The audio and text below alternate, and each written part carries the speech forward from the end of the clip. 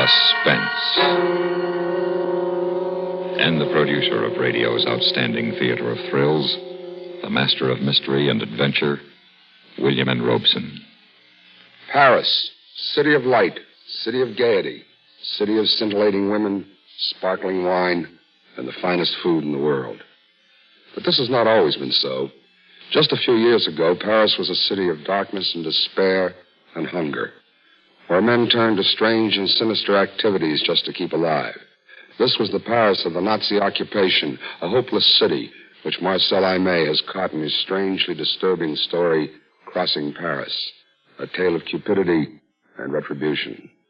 Listen then to Mr. Hans Conried starring in Crossing Paris, which begins in exactly 1 minute. Smoke Kent, smoke Kent with the micronite filter.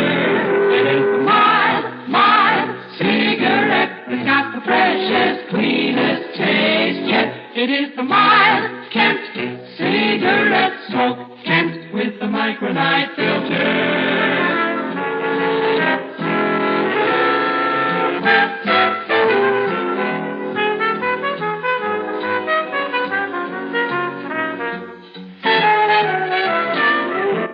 It is the mild cigarette. It's got the freshest, cleanest taste yet. It is the mild Kent cigarette. Smoke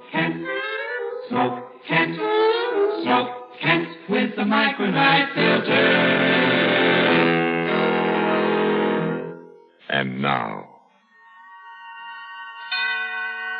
Mr. Hans Conried in Crossing Paris. A tale well calculated to keep you in suspense.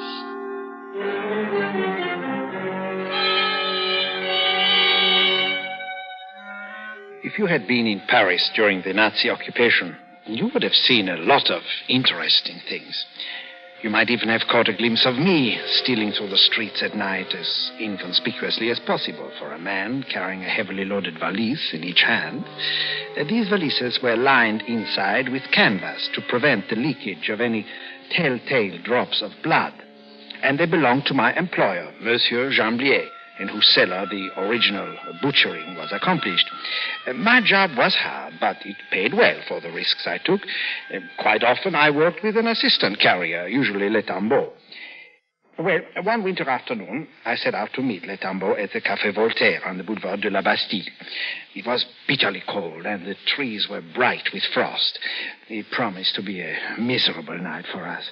A keen north wind was blowing over the canal toward the Seine, and the day seemed dying of cold.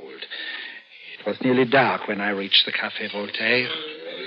Ah, Pierre, what will it be? You look cold enough for a brandy. That I am. Here, this will warm your bones. Your friend Le Tambeau is in. He said to tell you he is not free tonight. Oh, curse him. How can he behave like that? He has no respect for his work. Respect for what work? Who's this Le Tambeau? Respect for what Oh, work? please, monsieur. Oh, I'm talking please. to the bartender. It's no affair of yours. It's my affair, all right. I'm standing here drinking, and you come in and curse people and talk about respect. I'll teach you respect. Oh, the fellow was drunk. He put his glass down and staggered up to me, fist raised. At that same moment, a huge man calmly stepped around from behind me, caught the drunk's chin in his big hand, and pushed him backward with a powerful thrust. I get it now. The police always travel in pairs. Now, we are not the police, you idiot, but I promise you some police if you don't shut up. See, I told her, look at the brute. He has police written all over him, and I was an honest... Well, then, let's go, my lad. Pay for our drinks now, and we'll report to the station for duty. Pay up and let's be off. I don't know why, but I paid. And then, still laughing, the big one took me by the arm and we started out. He was a rough fellow, probably a laborer, but certainly not of the police, dressed as he was in a spotted, shiny suit and a dark turtleneck sweater. His small, pig-like eyes were bright with irony, and the tight blonde curls that ringed his huge head gave him the appearance of a great ram When we reached the street, the night was already black with high, icy winds. That was a squalid scene. Oh, well, the man was drunk. But I could have handled him. I carry a knife, you know. You did not have to interfere. Oh, no, I enjoyed it. Well, anyway, you probably saved him from being cut up. Oh, but I didn't realize that you were going to cut him. My apologies, monsieur. You're a bloodthirsty brute. I bet your wife wears a black eye to Mass every Sunday. No, wife. The big thing in times like this is to eat. With me, my stomach comes first, love afterward. I see. And what do you do? What is your trade? I am a painter. Oh, you must find it difficult these days. There's so little building going on. I manage in a small way. Look here. You're a strong fellow, and if you're not afraid of a little risk, I can give you a job tonight as my assistant. It pays well, too. How much? Say, 400 francs. You're on. Don't you even want to know what it is? Well, you're probably an assassin. Of course not. Above all, I'm a man of honor. What difference does it make? All right, then. Let's turn off here. First, we must go to the Rue Poliveau. Our work starts there. Well, let's walk faster. I'm cool.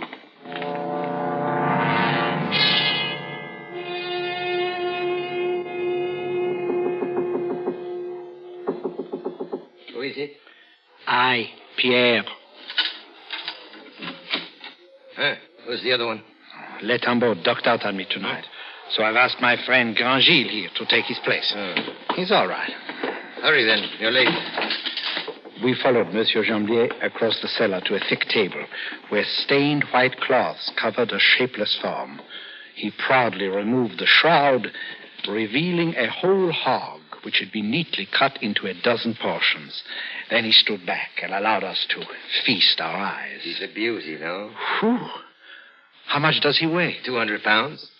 But divided into 4 valises, you'll manage him all right. It's easy to see you've never carried 100 pounds of black market pig about Paris. You're wasting time. Hand me a valise under the table there. Where does it go tonight? To Montmartre. Butcher shop in the Rue Goulincourt, number 43. And one thing now. To arrange his deliveries, he must have the meat there by 2 a.m. If you are late, he will not accept it. But Montmartre? It's no distance for a young man like you. How much are you giving us? Now, Pierre, bargain's a bargain. We are all men of honor in this affair. No one has ever questioned my honor, monsieur. And I deliver your meat on this side of the Seine for 400 francs. But Montmartre, that's a different matter. Oh, I see what you're up to. You know perfectly well I can't risk keeping the pig here and that it's too late to get anyone else to carry it. Lugging 200 pounds of black market meat all the way across Paris in the dead of the night with the police lying in wait for us at every turn along the way. You call that profiteering? All right, then. All right. You get 50 francs more. I want respectable pay for my work, not just a tip. 500, then. But not a sou more. It is hard work. It involves great risk. 600 francs. Tell me, Monsieur Chamblier, is this really number 45? What? Why do you ask that? Oh, for no reason at all. Because I know the answer. Monsieur Chamblier, 45, Rue Poliveau. Who is this man, Pierre? Grangil, you will do me the courtesy of keeping your mouth shut. I do the talking here. You agree then, sir, to 600 francs? Monsieur Chamblier, 45, Rue Poliveau. My share will be 1,000 francs. What? Are you mad? Oh, don't pay any attention to him. He's my assistant. So you just give me the 2 times 600 francs. I'll settle with him later. All right, then. Here, take it. I can't have you here all night. Monsieur Chamblier, 45, Rue Poliveau. Give me 2,000 francs, or I shall wreck this place. Jamblier looked at him fearfully for a moment. Then he pulled a fat billfold from his pocket and handed 2 notes of 1,000 francs each to the ram, who pocketed them calmly and caught a third one on the fly when Jamblier, in his nervousness, let it slip. It was too much for me. I started to Grangil to make him return the money, but Jamblier seized me by the arm. Let him alone. I can't afford a row I here. don't want a row, but after all, he's my assistant. And this is my cellar. I've paid out enough money to have peace here at least. You can settle it with him later. Right now, we've got to finish packing the valises. It's late.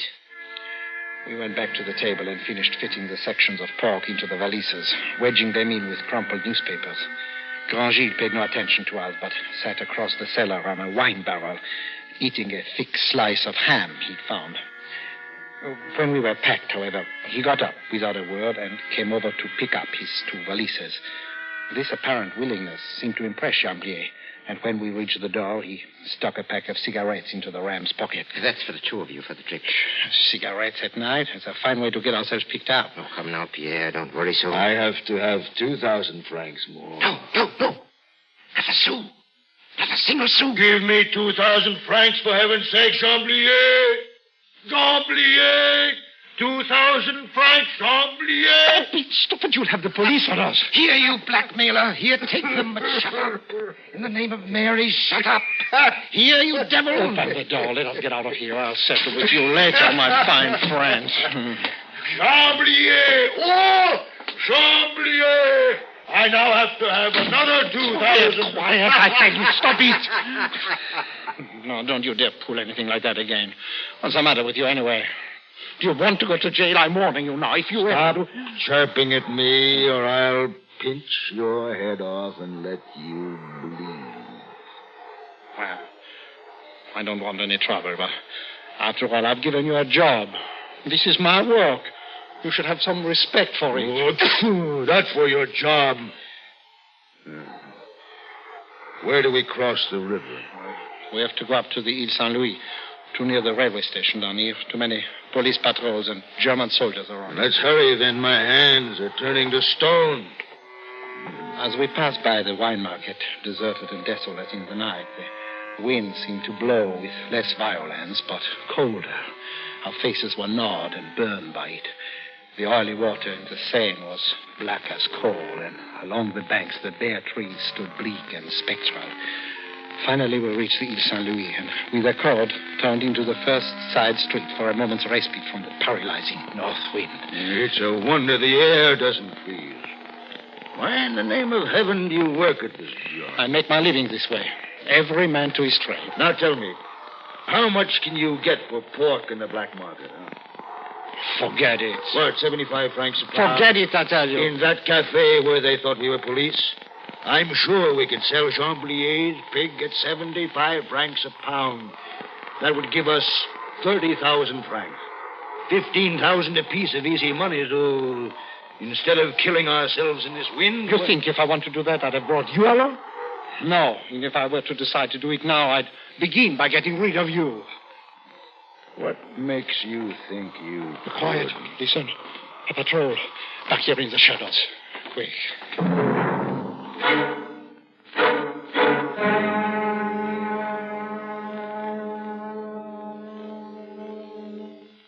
In a moment, we continue with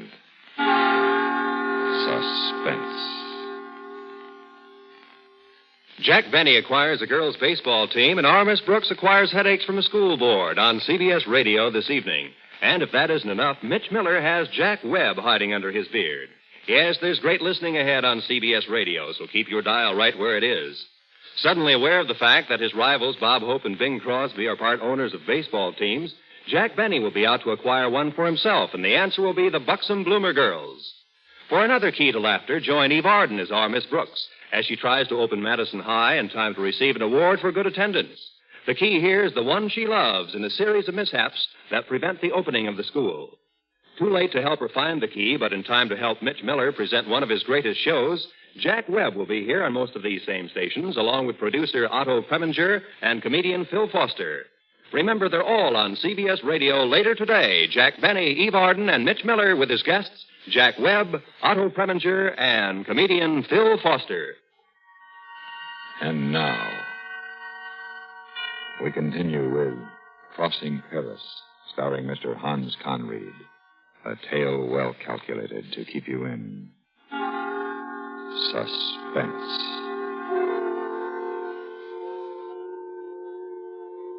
We froze against the doorway, and the patrol passed without seeing us. Ahead of us were still 2 solid hours of terror crossing Paris. The moon was still hidden, but the night had grown lighter and consequently more dangerous for us. After a block or two, I suddenly sensed that Grandgil was no longer behind me, and turning, I saw him halfway across the street, headed toward a line of blue light that framed the doorway of a cafe. I'm going to get a shot of liquor. Come back here, you fool. You can't carry that stuff in there. I won't be long. He was already opening the door, pushing his valises past the blackout curtain which masked the lighted interior. Cursing, not telling what he was up to now. But in any event, I couldn't leave him there with Jamblier's pork, and I didn't dare stand around in the street waiting for him, so I crossed over and followed him inside. Several men who looked like clerks were playing cards at a table, and the floor was covered with sawdust and the lights were dingy. The proprietor's wife sat knitting a sock behind the cash register and looking suspiciously at Grandgil, who was already standing at the bar, 1 foot resting on his valises. 2 cognacs, patron. This is my closing time. Cognac. What is all that luggage? You're not running into my place with the police at your heels, are you? Give us some cognac. No. Do not cause a row. With me, these rows... Cognac, patron, Rémi, Martin. Shut up, Grandgil. Shut up, I tell you. If you quiet down, I will get it for you. Thank you, monsieur. The proprietor searched for a bottle of Rémi Martin, and Grandgil turned and stared at the 4 clerks who had stopped their card game. They were obviously avoiding so much as a glance in our direction. All right. You. There are 4 of you sitting there. You're half-starved on rotten carrots and sawdust pudding. You're smoking corn silk. All of you. And there's enough good, fat pork in these valises to make you rich. Huh? What's to keep you from making off with it? You know well enough we're in no position to report it. In the name of heaven, Grandgil, come to your senses. Get out of here, you filthy paupers. Get out. And howl against the black market. Rabble! Scum! What good does it do to make laws if they're not respected? Blackguards! Anarchists! Disloyal Frenchmen! Stop it, Grandgil. Have you lost your mind? Perhaps you don't care what happens to you, but I care what happens to me. You don't say so. Hey, you there, patron. I can't wait all night. Give us some cognac. Give us some cognac, I said. Here is your cognac. But please, no more. It is past closing time already. Here. Here's to you, little Pierre. You who are as timid as a girl, but whose charm I cannot resist. Your valises full of pork that these cowards refuse to take, I will carry as far as Le Havre, on foot, on my knees, for you. And then, without warning, the ram reached out, seized the cognac bottle, and heaved it with all his strength against the mirror behind the bar. Excellent. Now, my valises. Come, little Pierre. I never wish to see these wretched people again. Baboons, I ignore you. I erase you from my memory forever. I followed him out, wondering how in the world I could keep this monstrous madman from getting us picked up by the police. The moon had come out now, and the center of the street looked like an arrow of brightness, while the shadows along the sidewalk offered dangerous possibilities of surprise. At the first street crossing, the black shadow in which we were walking was broken by a streak of moonlight. We just reached the opposite curve when, from the dark only 3 yards in front of us, a man's voice rang out. Stand where you are. No tricks now. What are you carrying in those valises? Before taking that tone, you do well to identify yourself. It's the police. You saw me well enough. Oh, the police? Well, I'm certainly glad we ran into you. I've been looking for somebody to show us how to get to the Rue Sévigné. You're going away from it, and I think that You don't tell me. Did you hear that, my friend? The Rue Sévigné is behind us. Well, then we just have to turn back. Later, perhaps. Right now, you're going with me to the station. May we rest a moment first? We've walked a long way looking for the Rue Sévigné. Perhaps I can explain. No need for that. Come along now. Come on. There was nothing he could do if I put my valises down anyway, in spite of him. So I did, thinking he would give me a chance to talk him out of this. And the ram, bending his knees slightly, put his down also, and then, suddenly straightening up, smashed the policeman's jaw with his fist. The poor man doubled to his knees, fell flat without making a sound. Grandgilles bent over him for a moment and then grabbed his hat and threw it into the middle of the street. The visor shone there in the moonlight. Well, let's go. Well, that was clever. As soon as he comes to, he'll grab his whistle. In 5 minutes, all the police in the arrondissement will be after us. That would surprise me. I have his whistle in my pocket. Air raid alert. Now what will we do? We don't dare go into a shelter with his meat, and we certainly can't stay in the streets. I live only 2 blocks from here. Come on. Come. In spite of carrying 100 pounds apiece of that cursed pig, we ran all the way. But at last, with bursting lungs, we made it. I stopped a moment inside the door to catch my breath before climbing to the top floor where he said he lived. The ram went on ahead, and the door was open when I finally arrived. Come in. Come in. I'll have a fire going in the stove in a moment. It was a large, comfortable studio. In the bluish light that filtered in from the street, I could see a huge mirror covered with gauze, hanging directly opposite the entrance, over a baby carriage filled with what appeared to be framed paintings. I set down my valises near the door and stood there until Grandgilles drew a blackout curtain over the window and turned on the light. There were several easels in the room, and on a table near the window were spread out a number of drawings and paintings. Surprise? You're a painter? Yes. I said I was. You did all those? I sell most of them around Montmartre. But since the German occupation, amusingly enough, not always for money. I barter. Well, only last week, for a picture of a woman wearing nothing but high-heeled shoes and an opera hat, I got a ham. But here's one I've been commissioned for that'll bring 100,000 francs. You like it? No. Because it's the portrait of a Nazi? Perhaps. And because it's no good. You're still angry with me, aren't you? Oh, I don't know what to think of you. Think what you like, then. I'm going to eat something. The stove had commenced to glow, so I sat down in a big, easy chair next to it and soon became drowsy in its pleasant warmth. And then suddenly a bell went off and woke me out of a sound sleep. Grandgilles speaking. Ah, Suzy. I'm sorry I couldn't make it. Pierre Martin, Huh? No, you don't know him. Well, Pierre Martin is a little gutter snipe who works in the black market. He gave me a job, the poor idiot. Oh, I had great fun. Wore dirty clothes, played the role of a tough, a Satanist, a thief. No. It was very easy. After all, it's the weak ones who act tough. Very amusing, I assure you. Huh? No, I'm still an amateur. So that's it. I'm going to tell you about it all. It will amuse mocking me, making fun of my work, laughing to himself all the... I'll show him. Pierre, such temper, little one. You dog! And I thought you were hard up. I want to help you. And you, the gentleman, treating himself to a taste of what I suppose you call the underworld, like a stinking tourist. Is there a reward out for you, Pierre? It's stealing, that's what it is. You should have left the work to a man who needed it. You have no honor, no respect for work, you filthy rat. Oh, but I have. Come over here. Look, I drew a portrait of you while you slept. Huh? Perhaps you will like this picture. I don't even want to look at it. What do you think I am? Me, I earn my keep. I work hard. You and your Nazi 100,000 franc commission. You've done everything to make trouble for me. My work is amusing, eh? Well, I'll show you what I think of you. Here, what are you up to? I ran across the room to the easel that held the portrait of the Nazi, plunged my knife into the top, and ripped down. I was about to slash it across the middle when Grandgilles' huge body smashed into me and fell to the floor. He had me by the throat and was slowly choking the life out with his thick fingers. I began to beat on the floor in agony with my open hand when suddenly I stopped the knife with one hand and seized it. My eyes were turning back in my head as I slashed out at his wrists. He let out a howl and sat back, watching the blood drip from one hand. I was too weak to move, so I lay there, holding my knife over my chest, pointing it at him. Suddenly, his eyes went white with insane rage, and before I could move, he threw himself on top of me again.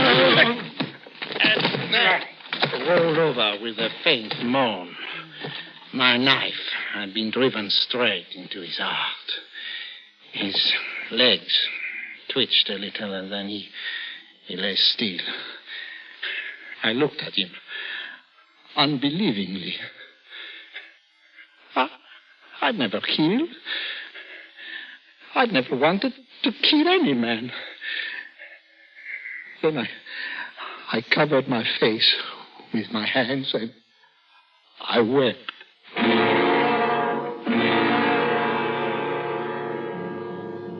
Two hours later, faint with exhaustion, I delivered all 4 valises to the butcher shop in Montmartre. All right, I waited. It is all there. Of course it is. I'm a man of honor, monsieur. I can see that. And you made it on time, too. But did you not have an assistant? I understood from Jamblier It seems that my assistant, monsieur, did not really need the work. I was forced to dismiss him. Well, anyway, you made it. I always finish any job I start, monsieur. It was only then that I remembered that Grandgilles had said my name to his girl over the phone, and that my portrait sat waiting for the police in his studio. I put the 5,000 francs, which I'd taken from his body, into an envelope I borrowed from the butcher and addressed it to Jamblier. I dropped it into a mailbox and then walked slowly down to the big market of Les Halles. It was almost dawn when I reached it, and the heavily loaded pushcarts were stacked up in the side streets, smelling of green vegetables and berries. The gutters were slippery with garbage, and a lonely woman in pink satin pumps was staggering wearily through the filth at the end of an all-night souse. I sat down on a curb, and I watched her, and said to myself, believe me, we none of us do what we wish to do.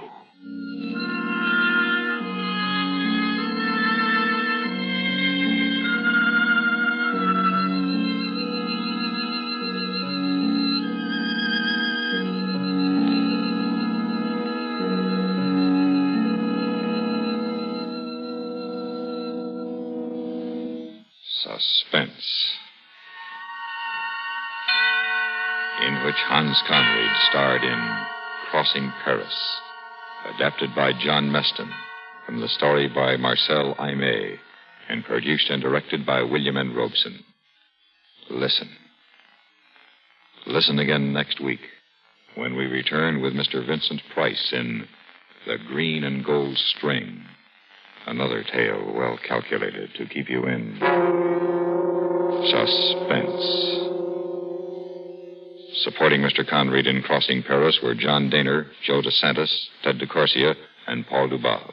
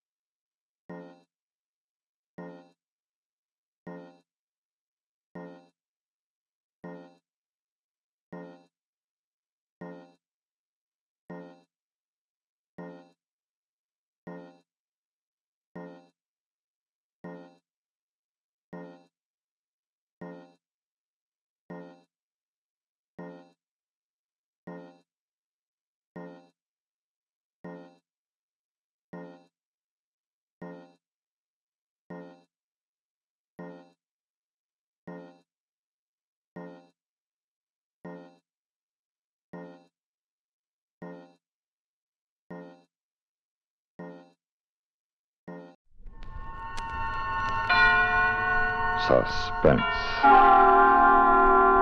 And the producer of radio's outstanding theater of thrills, the master of mystery and adventure, William N. Robeson. Those who know about such things tell us that an engine delivers little more than 50% of the energy potential of its fuel. The rest is dissipated in waste. Waste motion, waste energy, gases, ash. The same can be said of man. Has been said, in fact. Getting and spending, we lay waste our powers. If an average man were trained to use his faculties to the utmost, he could be a superman. If a superior man were so trained, what could he not accomplish? The answer is implied in the upcoming story. Listen. Listen, then, as Mr. and Mrs. Frank Lovejoy star in Man from Tomorrow, the last radio play written by the late Irving Reese, which begins in exactly 1 minute. American folklore is filled with legends about men who were as tough as nails, like the one about Pecos Bill, who went out for a walk one day. Unfortunately, a big 10-foot rattler crossed his path. I say unfortunately for the rattler. You see, Bill was a mighty fair fighter. Why, he gave that rattler the first 3 bites just to make things even. Then he waded into that reptile and he everlastingly thrashed the poison out of him. By and by, that old rattler yelled for mercy and admitted that when it come to fighting, Bill started where he left off. Yes, that was Pecos Bill, a legendary American. Folklore belongs to every nation's legendary past, and I guess we Americans have our share of some tall ones. Like the one about... but we'll have to save that one for the next time we travel your way. See you then. And now, Man from Tomorrow, starring Mr. and Mrs. Frank Lovejoy. A tale well calculated to keep you in suspense.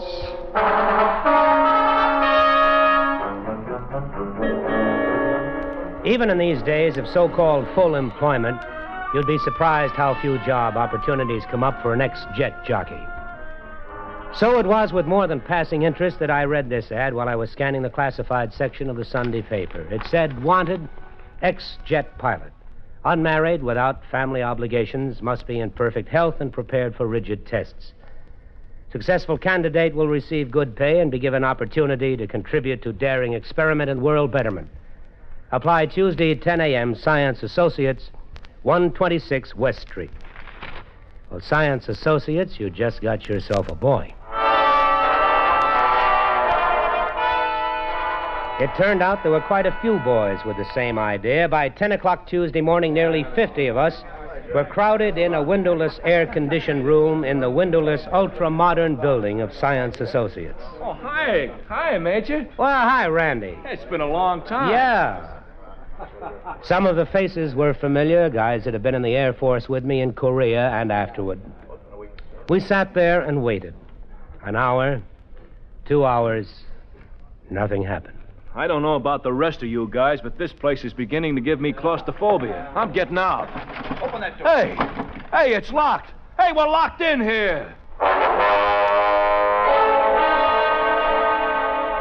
Even before this had a chance to sink in, another door opened on the far side of the room. A guy with a white mask on his face came in, carrying a Thompson submachine gun. Hit the deck! Everybody flattened on the floor except me. I made a dash for the man in the mask, but he disappeared as quickly as he'd come. Hey, Major, how come you didn't hit the floor? You tired of living? Well, he was shooting blanks. He was shooting... Couldn't you see that? There weren't any bullets chipping anything. Besides, I knew it was a gag from the way he held that machine gun. When those babies are loaded with live ammo, you got to fire them from the waist. Well, I don't like this. Come on, guys, let's crash the door and get out of this rat trap. Oh, save it, Randy. That won't do you any good. That door's as thick as a bank vault. And then something else. Thick, black, acrid smoke pouring out of the air conditioning vents. And a sound from somewhere. Of an airplane diving. Every pilot remembers with horror the smell of burning oil from a plane out of control. It hit us way back and deep down, and some of the guys got panicky.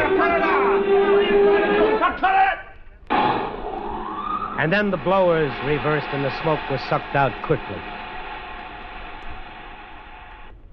Attention, please. A loudspeaker cut in from nowhere. For the past 2 hours, you have been under close observation as a necessary part of this test. You were warned in advance the test would be rigid. As you file out past the guard, you will receive a token compensation for your time and discomfort. We now ask you all to leave. except the man who ran for the gunner. The door is now open. Thank you. You're welcome, Well, Major, looks like you got the job. Also looks like I'm going to shove it right back in their faces. Well, I don't blame you. Well, so long. So long, Randy. Take it easy. For a moment, I was alone in the empty room, and then an inner door opened, and I wasn't so sure I wanted to shove the job in their faces. Not in this face, anyway. Your name, please. Well. I hardly expected to find a blonde at the bottom of this. You will come with me, please. Well, I'll do nothing of the sort. Now, don't give me orders, Blondie. I want to see the guy responsible for this, and then I'm getting out of here. I take it you have lost interest in contributing to world betterment. Oh, yes, that's what it said in the ad. Well, whatever your lofty purpose, I don't like cold-blooded cruelty. Unfortunately, we cannot allow personal feelings to interfere with our objectives. Well, then your objectives are wrong. You will be better able to judge that when you know what they are. Well, I don't think I'm interested. And if I may indulge a personal feeling, callousness is unattractive enough in a man, but in an attractive girl... Neither your feelings nor mine will matter in this project, Major. I believe you were addressed. It was just plain Mr. Kentman. The war's been over for some time, Miss... Dr. Frost. That's appropriate. I beg your pardon? Oh, nothing. I sometimes mutter to myself. The last thing I said to you, Doctor, is that the war is over. If it is possible for you to unlock your quite superior intelligence from emotional reactions common to schoolgirls and housewives, my senior colleague, Professor Baird, and I will attempt to convince you on the only basis that should appeal to the mature mind. Facts. Well, you go ahead and try, but I doubt you'll be successful.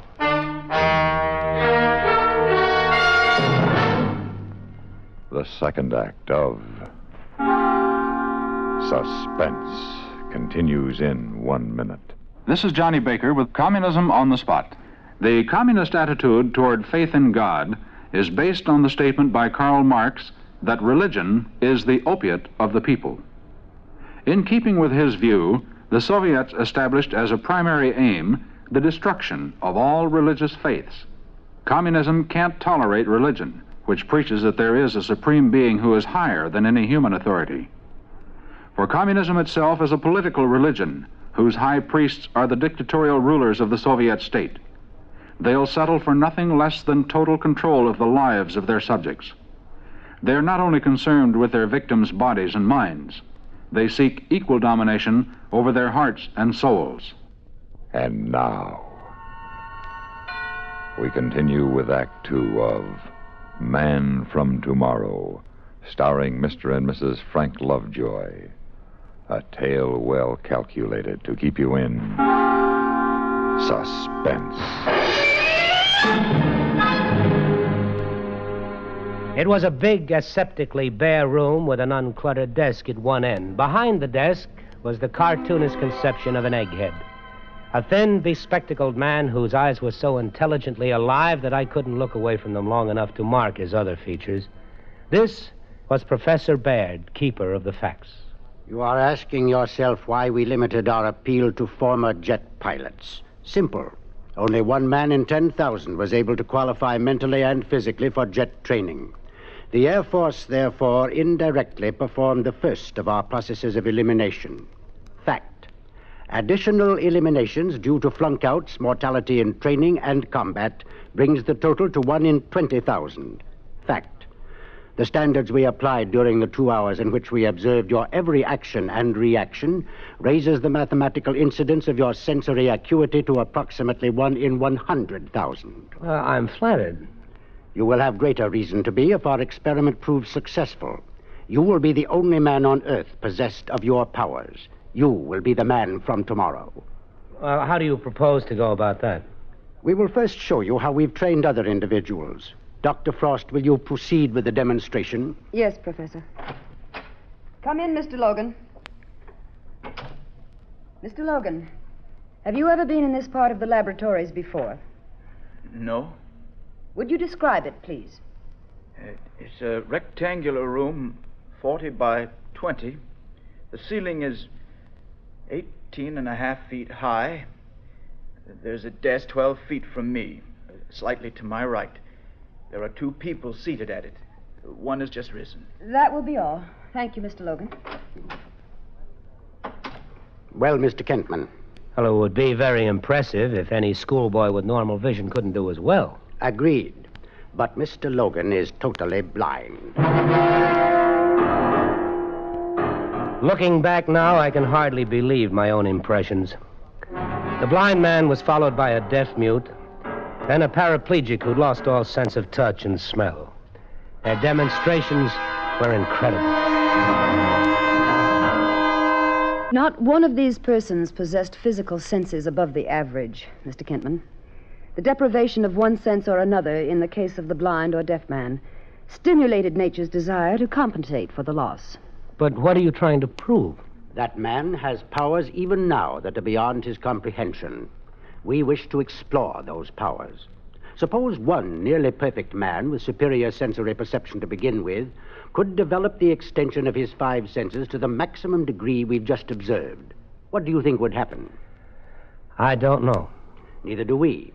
But it is our conviction that this man would also acquire a new sense, a 6th sense, that would endow him with a power never dreamed of before. Don't you think it's a dimension worth exploring? Maybe. But how could anybody accomplish it? Training. By producing the circumstances that surround the blind man, the deaf man, the handicapped. You would have to agree to cut yourself off from the outside world for 3 years. You would spend 6 months living in a pitch-dark laboratory. You would sleep, eat, function in a world of darkness. Various sound devices will be used to train and measure your hearing responses. After that, 6 months would be devoted to simulating the world of the deaf-mute, and so on. You will be paid $20,000 at the end of the 3 years. All the necessities of living will be provided during that time. Then a test will be made, and if our predictions are realized, you will be signed for an additional 5 years at $20,000 per year. Dr. Frost will be in charge of the training program. Do you wish to undertake it? Well, it's a pretty serious move. I'd like to think about it. You have all the facts, Mr. Kentman. We would like a decision now. You think feeling might enter into my considerations, Doctor? Is that what you're afraid of? Afraid?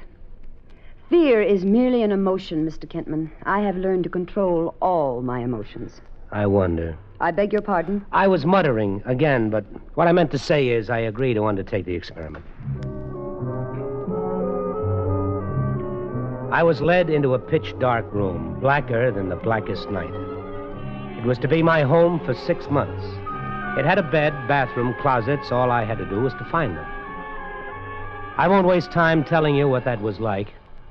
Just close your eyes tight and try to find your way around a room that's familiar to you, and you'll get the idea.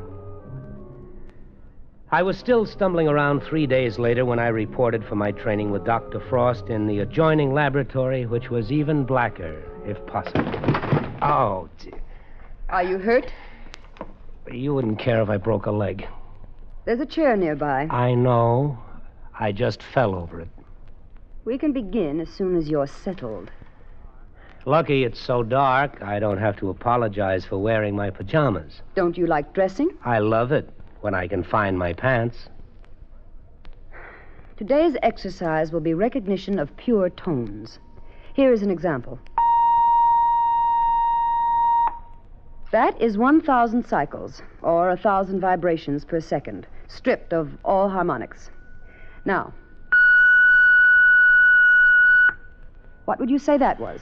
Oh, 1,100. It is 1,500 cycles. Now, please tell me when you begin to hear the next tone, and what the frequency is.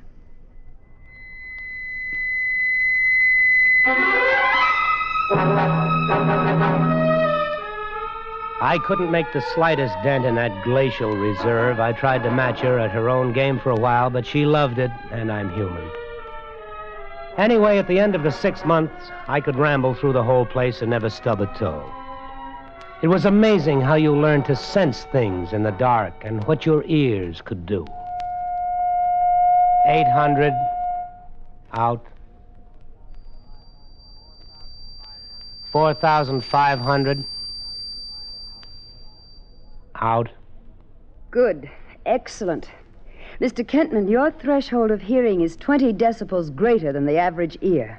Dr. Frost, I can't see you, but do I detect a note of enthusiasm in your voice? satisfaction, perhaps, Mr. Kentman. The experiment so far... Dr. Frost, have you ever let yourself go? Mr. Kentman, I am not nearly so naive as you assume, nor have any of your innuendos or mumblings for the past 6 months escaped me. I told you in the beginning that neither your personal feelings nor mine would have any bearing on this project. You haven't answered my question. I am fully aware of the nature of biological stresses. In a scientific way, of course. What distinguishes man from the animal is his understanding of these stresses, but mostly his control. Well, control is a traffic cop with a stop sign, Doctor, but eventually the traffic has to go somewhere. I can understand the frustration of your masculine ego, especially in this enforced loneliness of the experiment. Oh, thank you. We have only begun. We have 2 years or more to go. The first phase is highly successful. As a scientist, I am very pleased. Strange, Doc. My hearing is so good, but I have yet to hear your heartbeat.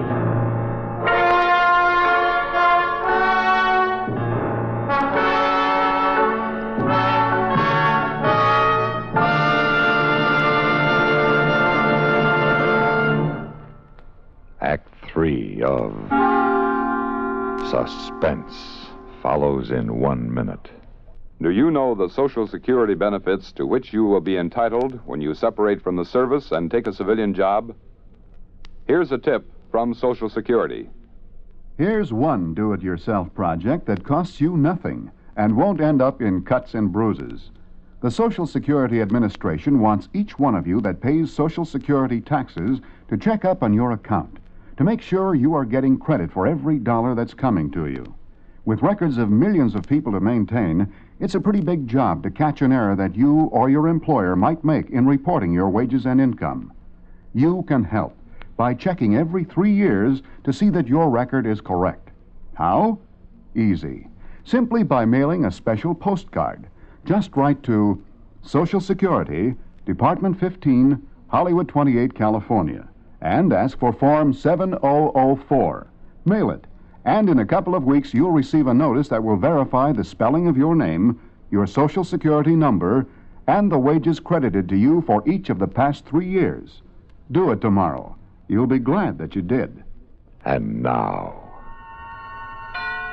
we continue with Act 3 of Man from Tomorrow, starring Mr. and Mrs. Frank Lovejoy. A tale well calculated to keep you in suspense.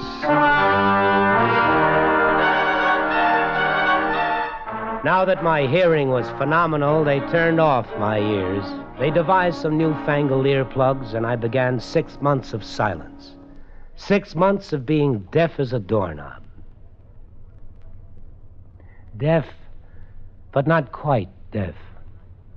Because I began to see sounds, to feel sounds like waves against my skin. I began to hear with my body and with my pores. Have you ever touched a sound? Have you ever seen thunder? You get so you look at sounds and almost see the waves they make trembling in the air. Have you ever tried silence?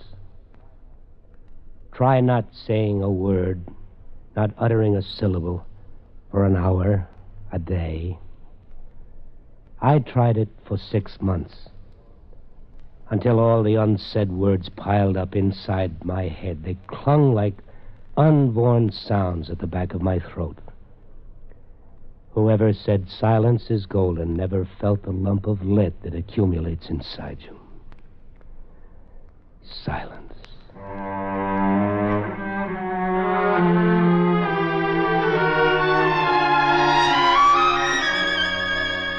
And then the 6 months ended. The day came when she removed the fancy earplugs, and the little canyon I'd been living in widened into a continent.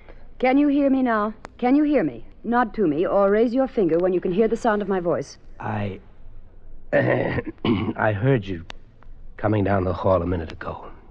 Were the plugs defective? Oh, no. Incidentally, I take that it's all right for me to talk now?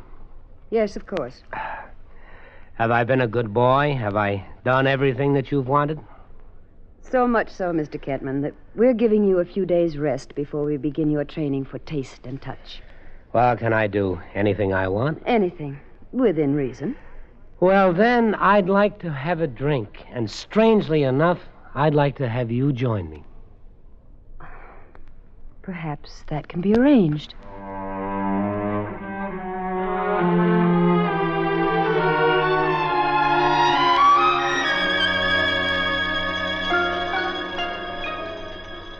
Oh, that wonderful sound of the clink of glasses. And I cannot tell you how dull a piano sounds when you only look at it.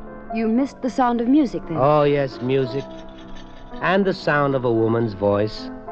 Or maybe they're the same thing. Oh, incidentally, Dr. Frost, when I say woman, I even include female doctors. Kind of you. By the way, do you have a first name? Or are you only a title followed by Frost and followed by a long string of degrees? My first name is Jessica. Jessica? That's more like it. Jessica. Jessica. Boy, after all that silence, it's good just to say a woman's name. Until the experiment is completely over, Mr. Kentman, it had better remain Dr. Frost. Well, okay, Dr. Jessica Frost plus degrees. I give you a toast. To you. You've been very cooperative about all this, Mr. Kentman. I want you to know that I really like you very much. Well, now, I'm sure the experiment is a success. I've finally developed a sixth sense. Oh? I distinctly heard a lovely lady saying, "I like you very much," and it couldn't possibly have been you.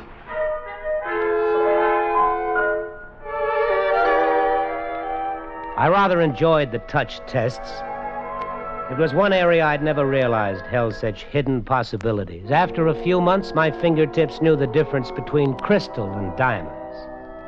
I could tell if you had a suntan merely by touching your cheek. As for the taste tests, food suddenly became a symphony concert. Sourness had many degrees, and sweetness had a range as wide as the spectrum of a rainbow.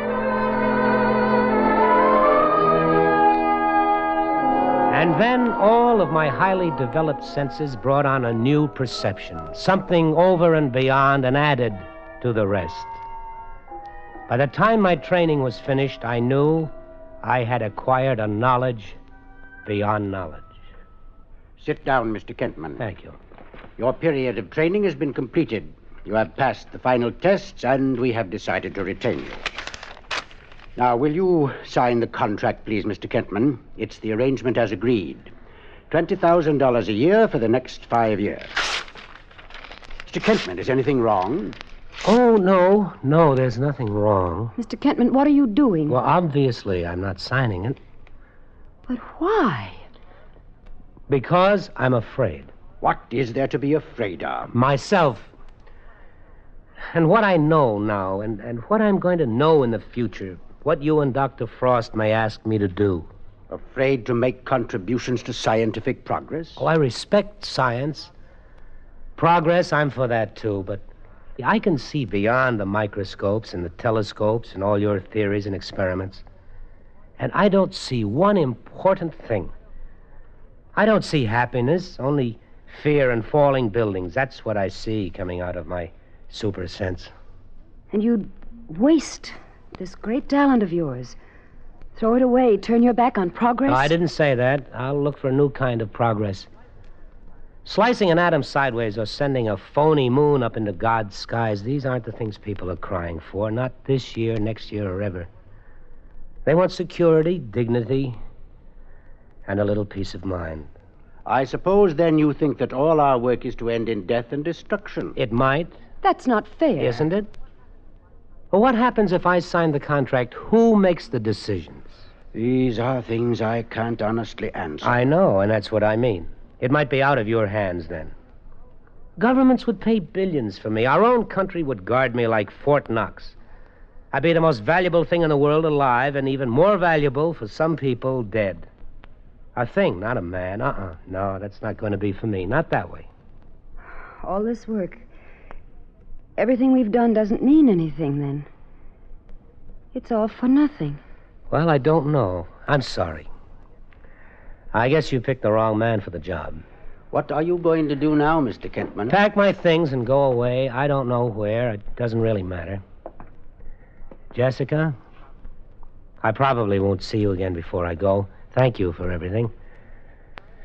I'm sorry to let you down like this, but... well, so long.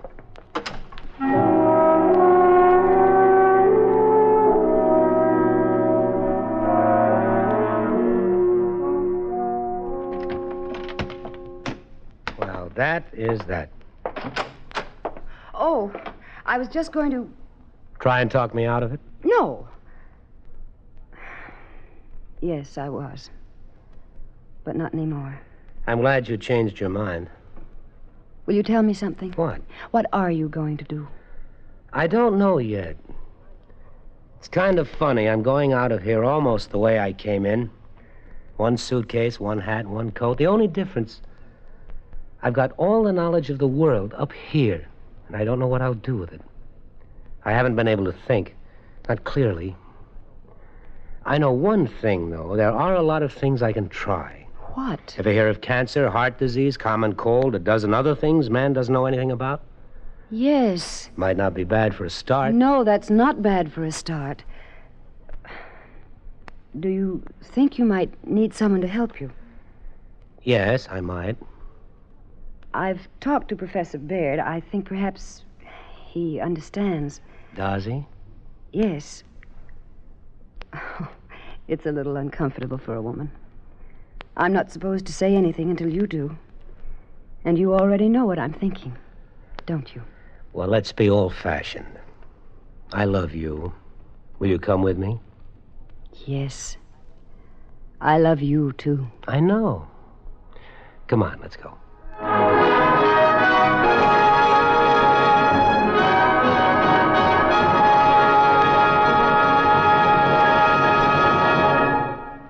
Suspense, in which Mr. and Mrs. Frank Lovejoy starred in William N. Robeson's production of Man from Tomorrow, written for radio by Irving Reese. Listen. Listen again next week when we return with another tale well calculated to keep you in suspense.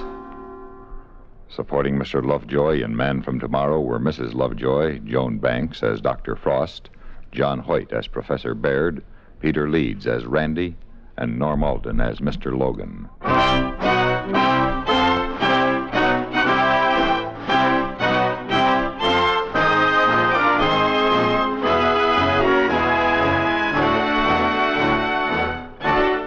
Suspense has been brought to you through the worldwide facilities of the United States Armed Forces Radio and Television Service.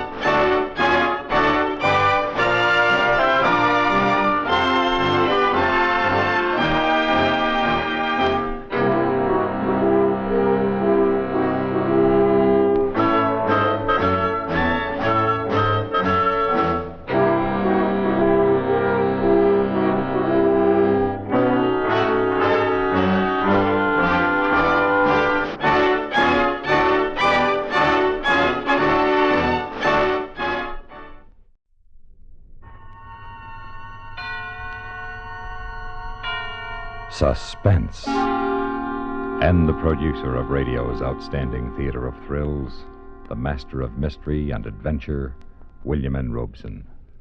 H.G. Wells was one of the most remarkable writers of this century. A storyteller whose tales are more than mere entertainment designed for a moment of escape.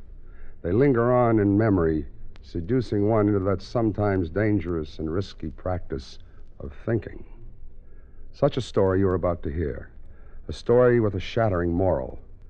A story we guarantee you will not soon forget.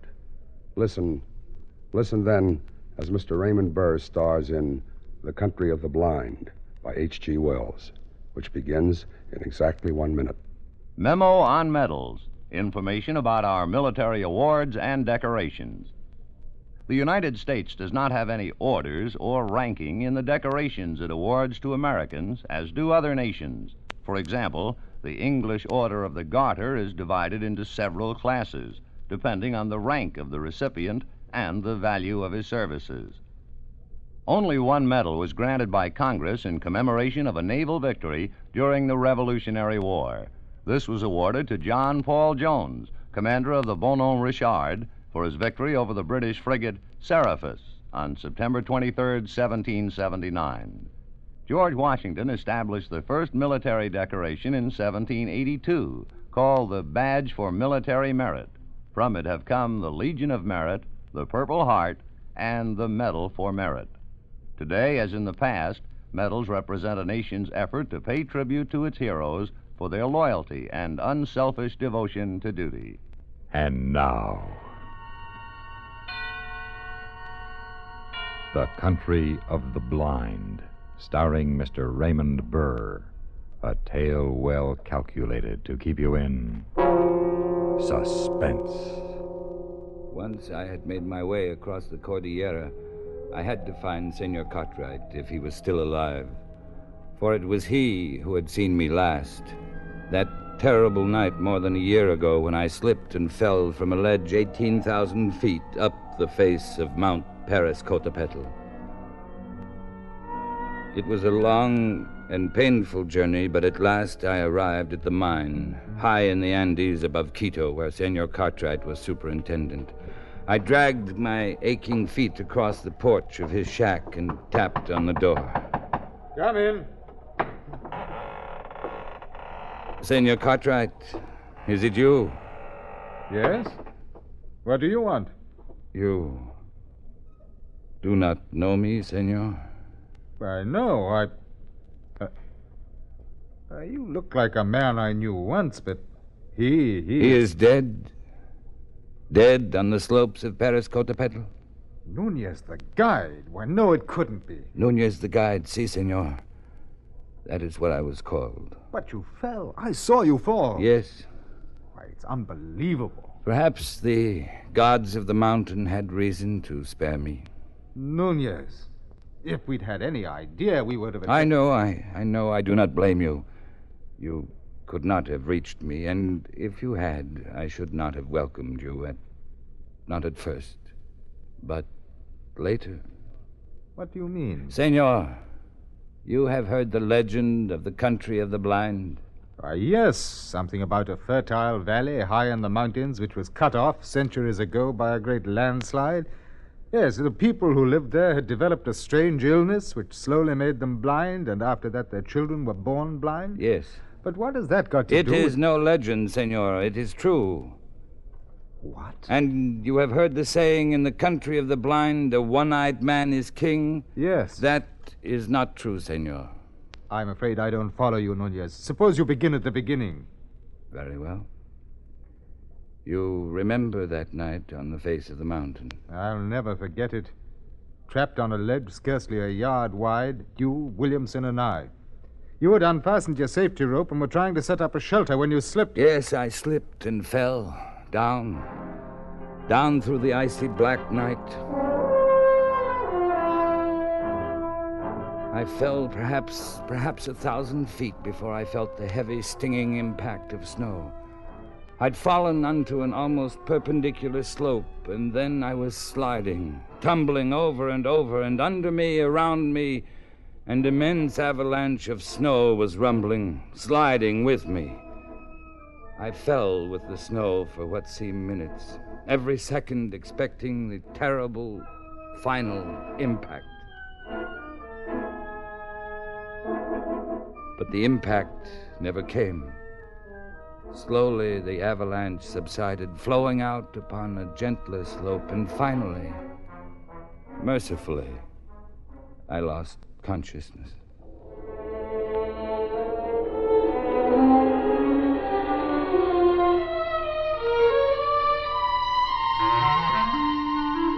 When I awoke, it was morning.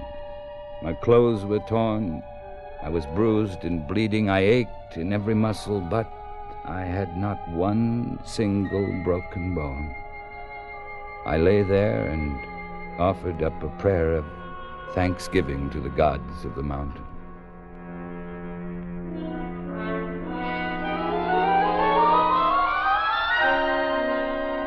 Far below me lay a lush valley, sparkling in the morning sunlight.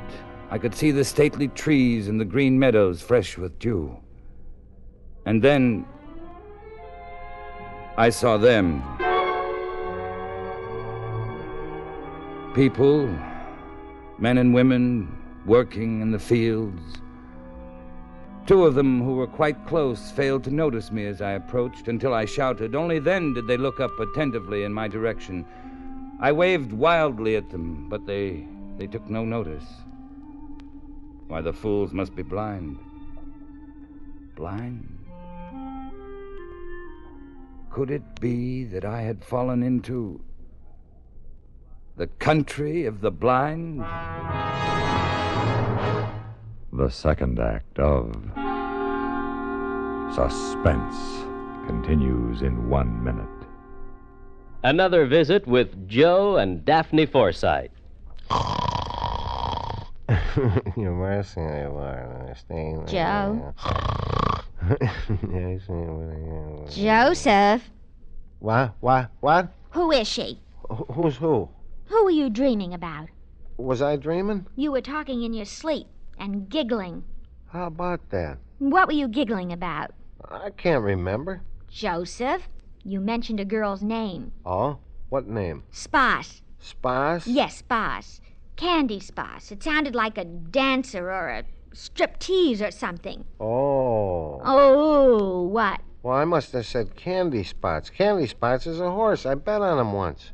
You bet on a horse? Yeah, we had a pool. I could have won $3. Well, you should have put the money into savings bonds. They're a much better investment. It was only 50 cents. For 63 cents a day, you can buy a $25 bond a month. And 1 year's worth of bonds will bring $300 when they mature. What's more, they're guaranteed to be winners. The whole United States stands behind them. Uh-huh. So don't waste money betting on horses. Put it in savings bonds. Okay. Can I still dream about horses, though? If you do it quietly. Say, why were you giggling about a horse? And now, we continue with Act 2 of The Country of the Blind, starring Mr. Raymond Burr, a tale well calculated to keep you in suspense. The country of the blind. I had fallen into the country of the blind. As that realization came over me, I remembered the words, "In the country of the blind, the one-eyed man is king." I walked toward the men, and I spoke to them. Hello. Oh, hello there. Who is this man?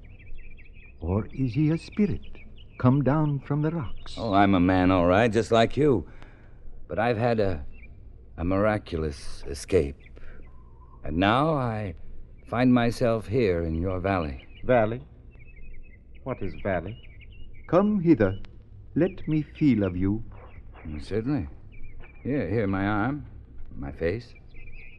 You see, I'm indeed a man like yourself. My lips move with speech. You feel... Here, careful there. Careful, gently on the eyes. Eyes? What are eyes? This is strange. Feel this, Korea. Yes. He is imperfectly formed. Some strange bulge there. Unseemly. Oh, Oh, your eyes are shrunken in, but mine are whole. I can see. See? Pedro here is a strange wild one. I wonder where he comes from. Down out of the rock? No. No. Over the mountains, out of the country beyond there, where men can see. From Bogota, where there are 100,000 people. And the city stretches out of sight. Sight? What strange words he uses. Without meaning. We must lead him to the elders. No need to lead me. I can see. See? His senses are still imperfect. Lead him by the hand. But look, I can... Oh, well, all right.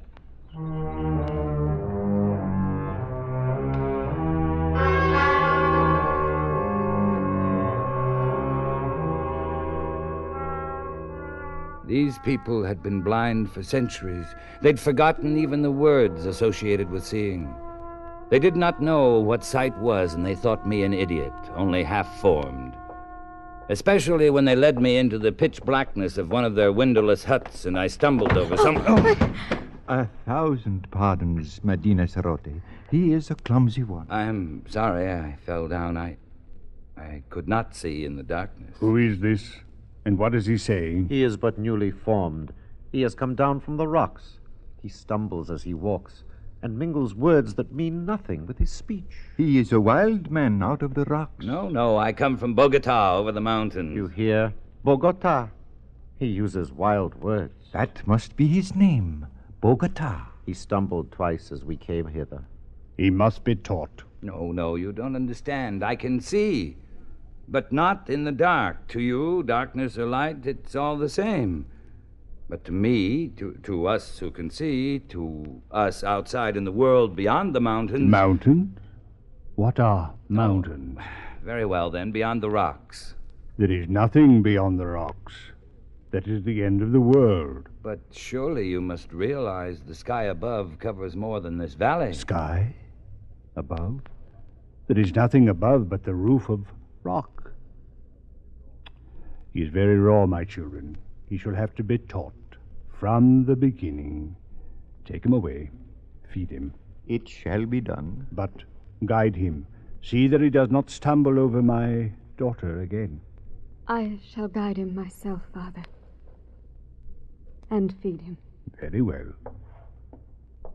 Come, take my hand.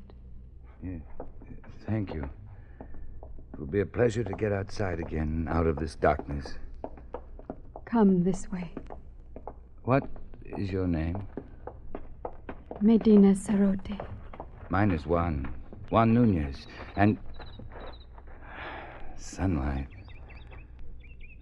This is better. Now I may look at you. Senorita. You are beautiful. I have not the words to tell you what a wonderful thing you are to see.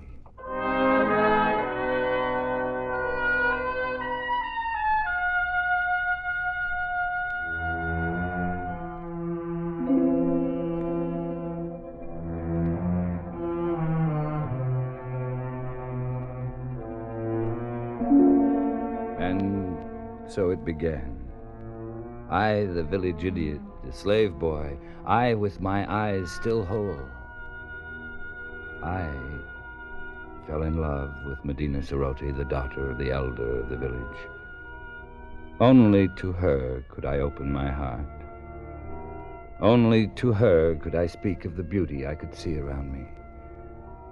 It is a beautiful valley, green with grass and yellow with sunlight and flowers, bright flowers dotting the hills. And I. You said I was beautiful, too? Yes, Medina Sarote. Yes, you are most beautiful. It means something nice. Something very nice. Medina Sarote, why is it you have no husband? I have a disfigurement. These long hairs. Your eyelashes? But they are beautiful. They are considered disfigurement. Why, you are the most lovely girl in the valley.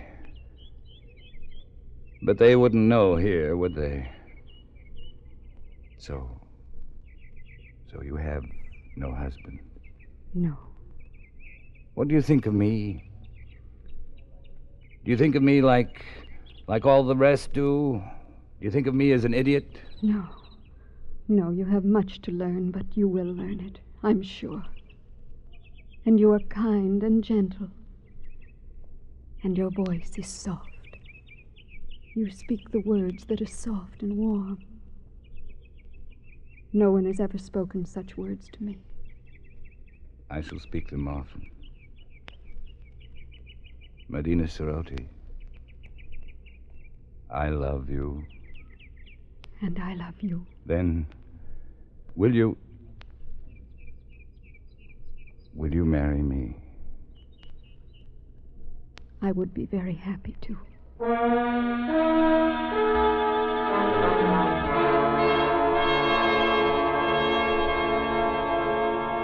No, no, no, no. I will not have it. But, Father... He is an idiot. He has delusions. He cannot do anything right. But he is getting better. He's better than he was. And he is strong and kind, stronger and kinder than anyone in the world. And he loves me. And I love him. No, I will not have it. Great sire, if you please. Yes, what is it, good doctor? I have examined Bogota, and the case is clear to me. I think very probably he might be cured. And how might that be done? His brain is affected by something. I believe I know what it is. Those queer things he calls eyes. Where we have but an agreeable depression, he has great lumps. Consequently, his brain is in a constant state of irritation. But what can be done to cure him? It is a very simple surgical operation. Remove the cause of the irritation. We will merely cut out those things he calls eyes.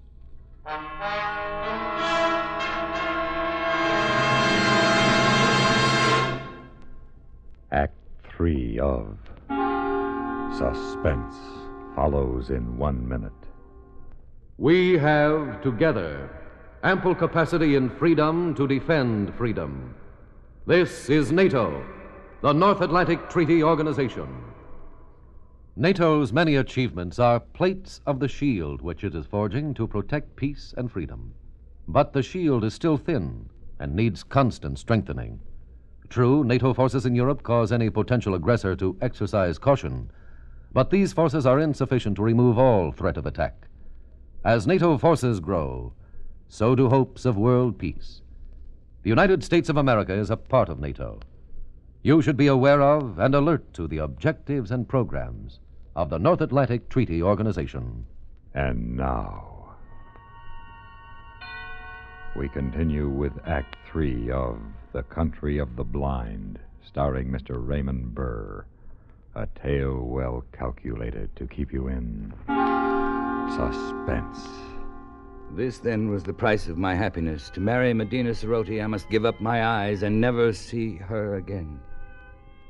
But they say it will make you well, my beloved. You don't understand, Medina Ceroti. There are so many beautiful things to see in the world. The flowers, the far sky with its drifting clouds, the sunsets, the stars, and you, just to see you. I would never see you again. You will never regret it, my dearest one. My dearest with a tender voice. Medina. Be brave. Carry my voice in your heart. And tomorrow... Yes? Tomorrow will be forever.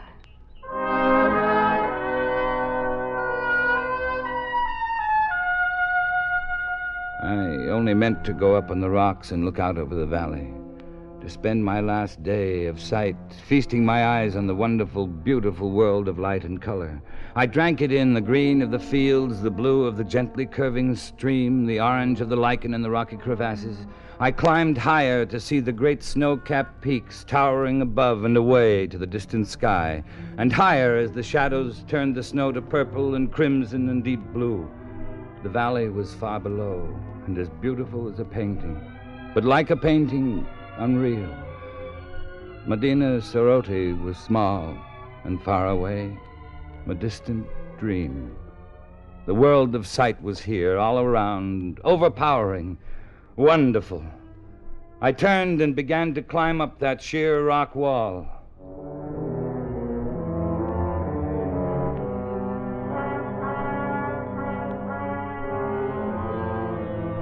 How many months it took me to make my way out over those mountains, over glaciers and snowfields and sheer precipices, I cannot guess. How I lived through the cold and the hunger of it, I cannot tell you. But I'm here at last, back from the country of the blind. Good heavens, man. What a terrible experience. Terrible and wonderful. But you aren't sorry you came back? Sorry? I see her face clearly now. It is the only thing I do see. Nunez, you are... Yes. The gods of the mountain have had their revenge. Those months of crawling over the snow and ice with the sun glaring down. Yes. Yes. I'm blind.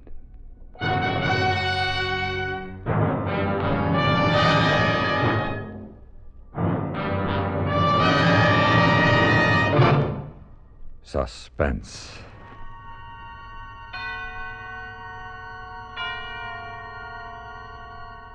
In which Mr. Raymond Burr starred in William N. Robeson's production of The Country of the Blind, written by H.G. Wells and adapted for radio by John Dunkel. Supporting Mr. Burr in The Country of the Blind were Peggy Weber, Ben Wright, Ed Jerome, Edgar Barrier, and Jay Novello. Listen. Listen again next week when we return with another tale well calculated to keep you in suspense.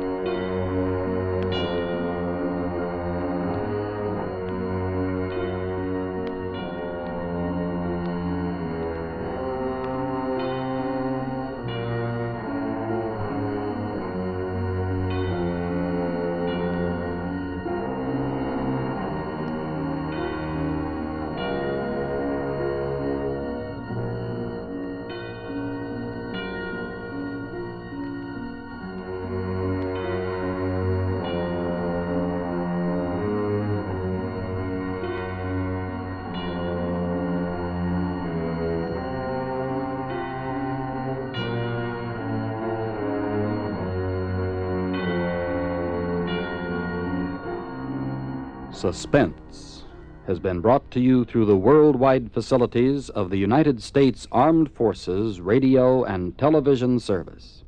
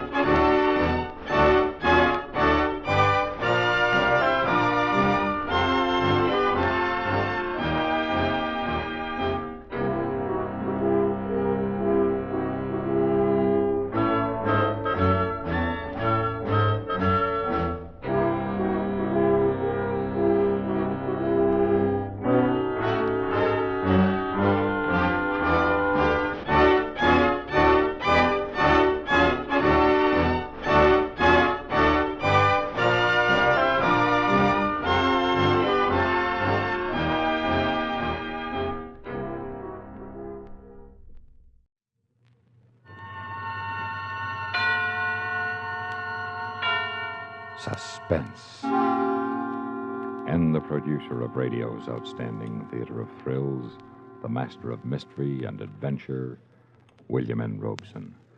The story you are about to hear concerns a murderer and his accomplices. One of the accomplices is innocent because it is a blind, brainless phenomenon of which scientists know little except that it does exist. This accomplice is a freak of nature which lives high in the stratosphere, at altitudes sometimes too great for commercial airliners, but at altitudes less and less challenging to military jets. It is a narrow river of wind. Sometimes it dries up like a creek in summer, but at the flood, its velocity is incredible. It has been clocked at 200 miles per hour. And just as a river will add its own speed to the efforts of an oarsman stroking downstream, this torrent of air adds its velocity to an eastbound plane clever enough to find the current. This river of wind is called the jet stream. This is the story of how it sped a murderer from his crime.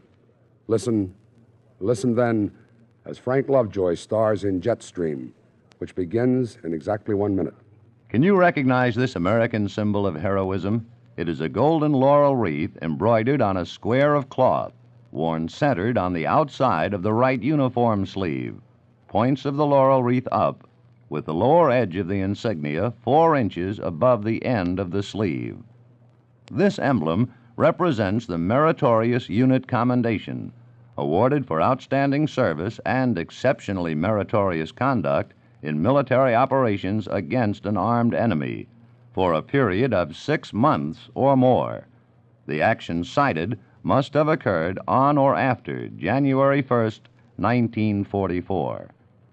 The campaign streamer for the Meritorious Unit Commendation is scarlet, with the name of the theater of operations embroidered in white.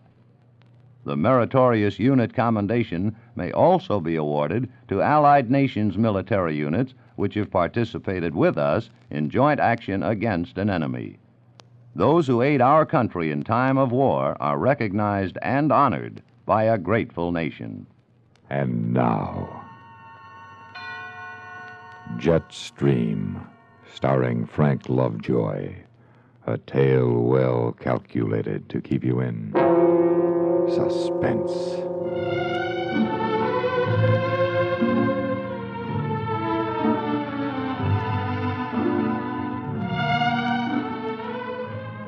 The day you decide to murder your wife can start like any other morning in New York.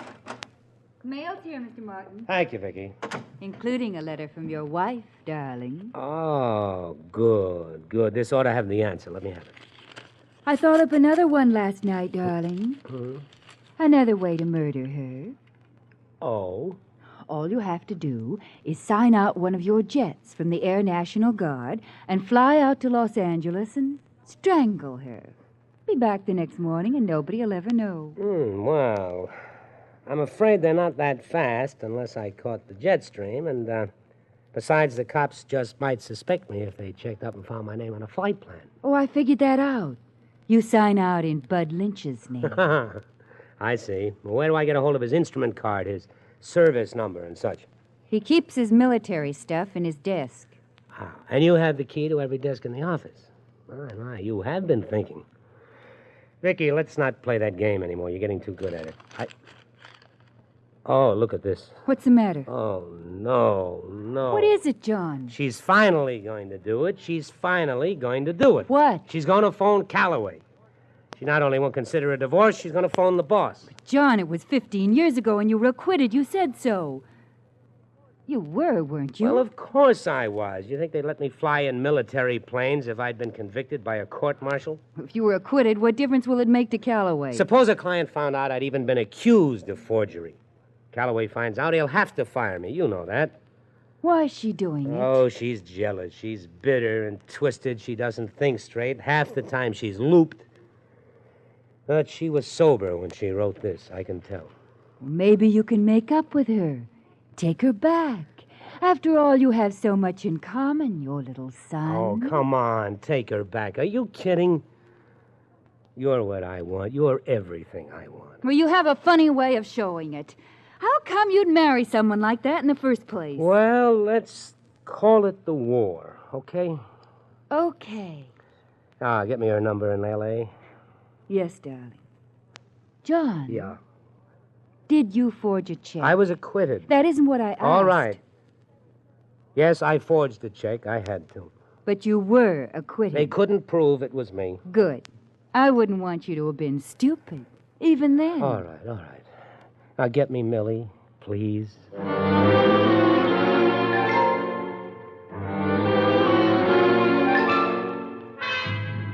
I opened the window and let in the sound of New York. The smell and feel of wealth and power was in the air.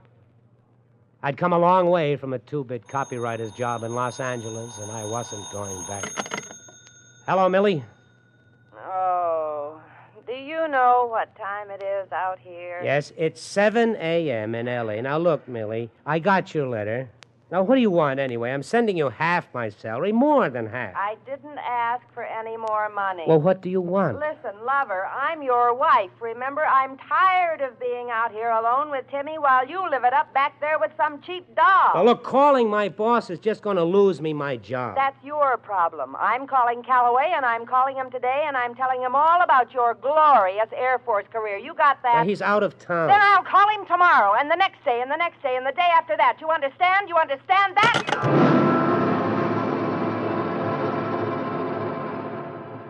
For a long while, I just sat there. And then slowly, I became aware of the model of the F-100 Super Sabre jet on my desk. I hardly heard Vicky come in. Here's your speech for the Air National Guard, darling. You and Bud Lynch are due at the press club, 8 sharp tonight. Oh, okay. Leave it here. And here's something else. I stared at the card she'd handed me for a long moment before it registered. It was a flight instrument card just like my own, but typed on it was Bud's name. Captain B.L. Lynch, New York Air National Guard, service number 3476218. For a long time, I stared at it with the blood pounding in my ears.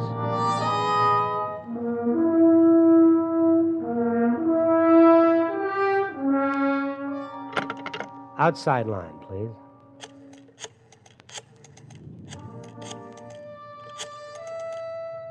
Mitchell Field, give me the weather desk.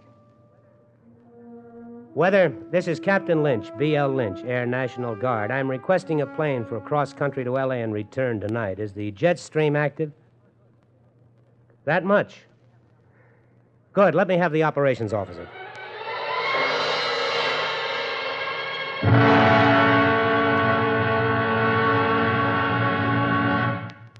In a moment, we continue with the second act of Suspense.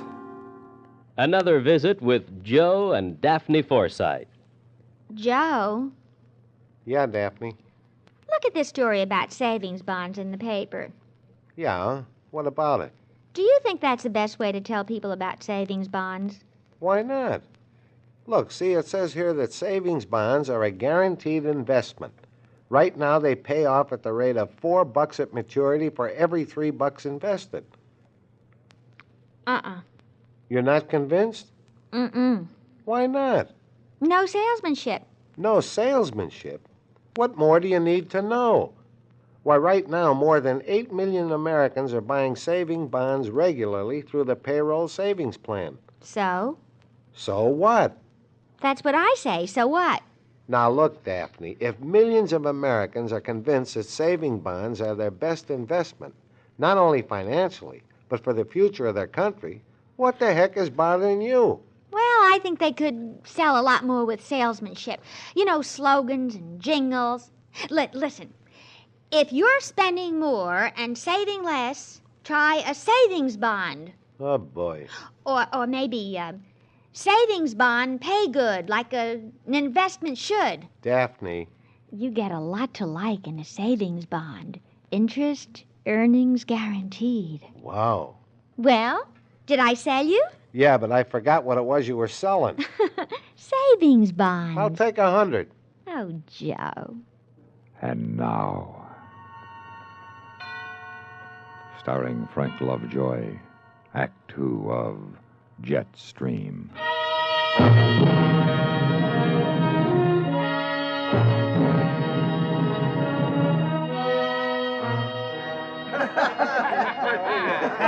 But seriously, Some of our buddies in the Air National Guard have given more than time. They've given their lives. From you of the New York press, we ask this. Understanding of the occasional loss of life inevitable when civilians fly high-speed aircraft, and recognition for the records we break, the milestones we pass, and the security we bring to our country. Oh, what a flag waver you are, John. Thank you, Bud. How'd the time come out? It's just 8:30. You came right out on the nose. How about a drink? No, I'll run along. I have some work to do at the house tonight. I had work to do. Not in my apartment, but at Mitchell Field, Long Island. I stood by my locker in my squadron's hangar and struggled into my G-suit. And when I took my helmet from the locker, I almost dropped it. On the front was my name, Major John Martin, A.N.G. Any one of a dozen people would have seen it. What was I doing, anyway? I wasn't a murderer. This was fantastic. Yet I found myself scraping the name from my helmet with my sheath knife. And then I went to operations.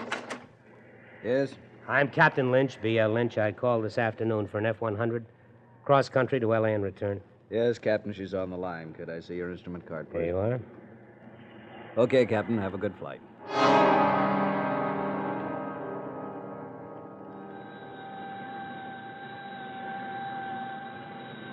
Tower, this is Air National Guard Jet 4389. Request takeoff clearance. 4389, cleared for takeoff. Roger.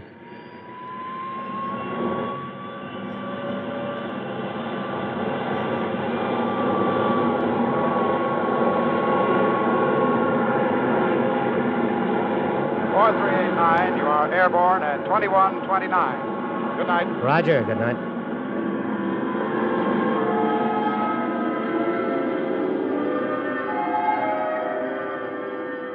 Off the ground at 2129. 9:29 p.m. New York time, 6:29 p.m. California time. Millie would be putting Timmy to bed, probably. Or does a 2-year-old put himself to bed? An hour ago, I'd been speaking to the New York Press Club. In a few hours, I'd be in California. The modern jet was incredible. Then I remembered what I was using it for, and I almost turned back. But I pulled the computer out of my knee pocket and began to navigate. 5 hours later, after a refueling stop at Albuquerque, a vast glow in the west took shape. The lights of Los Angeles.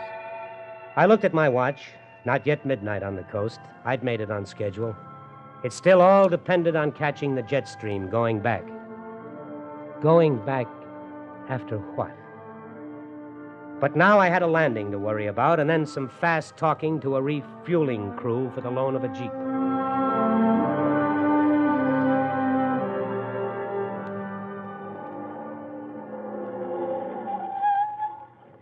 The house looked run down, shabbier than when I'd left it. Maybe she wasn't home. Then I could climb into the Jeep and go back to the airport. Well, John Martin, what are you doing here? I came to talk to you, Millie. You sure don't waste any time. Come on in. You still playing Junior Birdman? My beneficiary in your insurance? Have a drink. No, thank you. You mind if I have one? There. Now, what do you want? A divorce? No. Oh, Millie, there's no sense in our... Unless you come back here to live, I'm calling your boss. Is that clear? But why? Why? Because you're my husband. I don't like your horsing around with whoever you're horsing around with back there. I won't stand it, see? Why do you want me back? You don't love me. You know you don't. Don't love you? Buster, I hate you, hate you, hate you, hate you. We woke him up. Now you'll bawl all night. You care to take a look at your son? Yes, please. See? You get to know your little boy, too. You can play baseball with him like it says on the book. Ah, Millie, you're drunk. And if you're lucky, little Timmy, maybe your daddy will teach you to forge checks. Stop it, Millie. Wouldn't you like to learn how to be a paper hanger, Timmy? Shut up, shut up, shut up, you witch, you dirty witch!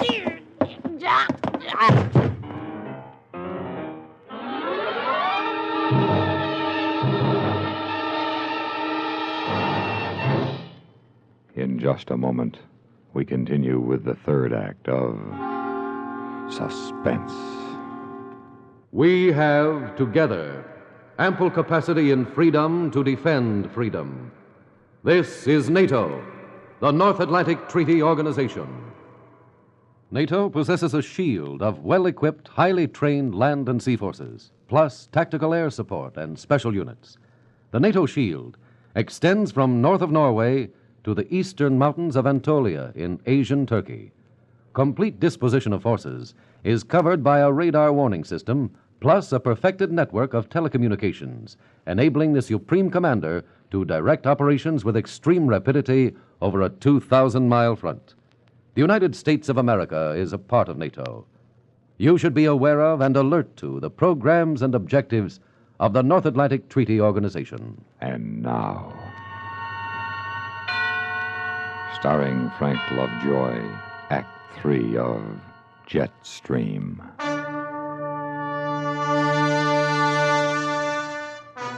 I looked down at the body of my wife next to Timmy's crib. From then on, something seemed to take over, some instinct of self-preservation, perhaps. I slipped on my flight gloves. I knocked over a Mickey Mouse clock in Timmy's room as if in a struggle so they'd know the time of the murder. I went through Millie's bureau and took what cash I found. I ripped her bed to pieces. Then I went back to the nursery. For a long moment, I stood looking down at my son. Would a burglar kill him, too? It would be easy if it would help confuse them. Mommy, I want my mommy. I suddenly was sick with shame. I turned and ran out of the house.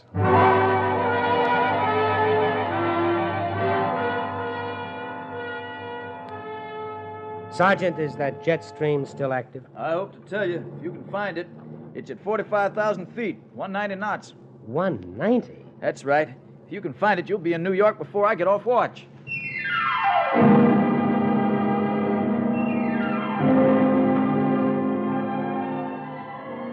You can't feel the jet stream any more than you can see it or understand it, but you can tell when you're in it because all your navigational estimates are wrong.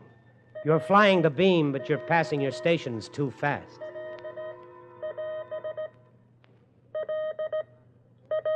Las Vegas, so soon. And yet a radio range doesn't lie. I checked my computer. I was in the jet stream, all right. I was in a river of air that was giving me an additional 200 knots over the ground. Now, if I could just stay in it. Denver, Omni. I was already picking up Denver. Denver, Omni. Denver, Omni. Denver radio, this is Air National Guard Jet 4389, moving my Denver estimate up by 15 minutes. 4389, did you say 15 minutes? Affirmative, Denver, 1515. Roger. Now, let me see. Denver to Omaha. I would be half an hour ahead of schedule at Omaha, 45 minutes ahead at Detroit, and 1 hour at New York. I knew now that I'd make it.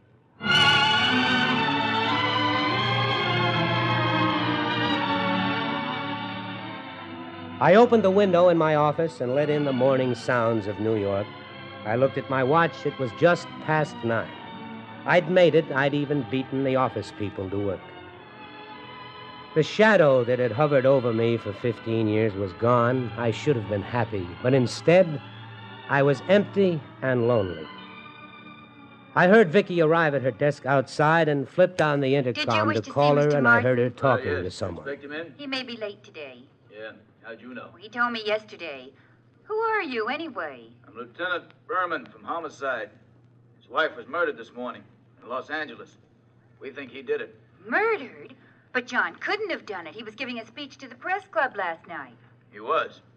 Well, we'll check on that. Anyway, he's in Los Angeles now. Say, where does... John! See, I told you. Are you Martin? Yes, and you're? Lieutenant Berman from Homicide. I have bad news for you, Mr. Martin, and an apology. Bad news? Yes, sir. About 4 hours ago, your wife was strangled in Los Angeles, apparently by a burglar.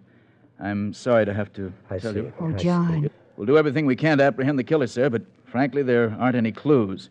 As your secretary will tell you, we even suspected you. It's all right. What's the matter, John? His wife was murdered this morning, Mr. Lynch. Oh, no, John. Hey, which one of you guys is Lynch? I am. Why? You an Air National Guard pilot? Yeah?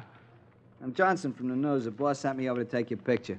Me? Why? It's that hop you made last night to L.A. and back. What? If you just step away John, over what here went by the wrong? I don't know. I thought we were in the clear. What do you mean, we? Leave me out of this. You're nuts. I haven't flown for a month. Los Angeles and back, you said.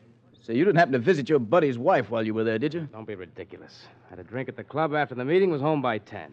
Ask my wife. Oh, Vicky, I guess this is it. John! I made the flight, Lieutenant. I used his name. What, John? He's crazy, Lieutenant. He's in my squadron, but, well, he'd need my instrument card for one thing. Where is that? Here, in my desk. It's gone. And who has the key besides you? Nobody, just Vicky. I see. You're not going to make anything out of that. Yeah, we might. I'd like to see you try. All right, Martin, let's go. Say, Johnson, don't these National Guard jokers fly across country all the time? What's so special about this? Well, geez, Lieutenant, I thought I told you. This guy hooked onto the jet stream they talk about. Under 11 hours to L.A. and back. The National Guard figures he broke the world's record. What did you say?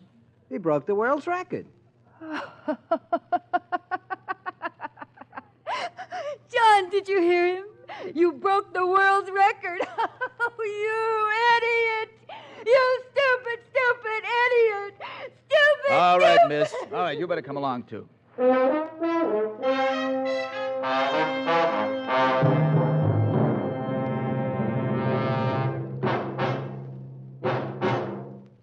Suspense, in which Frank Lovejoy starred in William N. Robeson's production of Jetstream by Michael Frost. Supporting Mr. Lovejoy in Jetstream were Alan Morgan, Virginia Gregg, James McCallion, Harry Bartell, Norm Alden, and Sam Pierce. Listen. Listen again next week when we return with another tale well calculated to keep you in suspense.